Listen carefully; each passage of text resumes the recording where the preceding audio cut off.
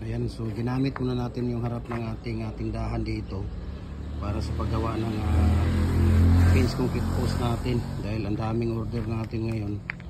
So ito na nga. Okay,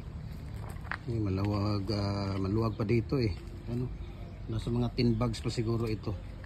20 bags ang kasya niya dito, no? Pwede tayong gumawa dito ng poste na 20 bags, kaya follow na po kayo sa ating Jim Hardware ang Kukulamber, ang ating Facebook page, Jim Hardware ang Kukulamber ang Concrete Products, Balulang Brands, Jim Hardware ang Kukulamber Concrete Products, Kanituan Brands, Tripoli and F Kukulamber. Ayan, kung gusto ninyo ay tawag dito fence concrete post or dragon fruit post na quality, no? Ayan, semi special po yung mga gawa natin, or message nyo ako para bigyan ko kayo ng price list dito. Yung ating price pala dito, 6 feet natin ay 200, yung ating 7 feet 230, ang ating 8 feet ay 280. Ayan, sa ating Facebook, sa ating YouTube channel, follow na rin po kayo, no?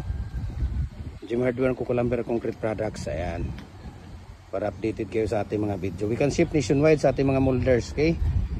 Hollow blocks molders, decorative molders, bricks molders, fence concrete post molder, dragon fruit post molder, culvert natin, RCPC pipe culvert molder natin 6 inches hanggang 85 inches, tipi ng manok, lahat po. Maraming salamat and God bless po sa ating lahat.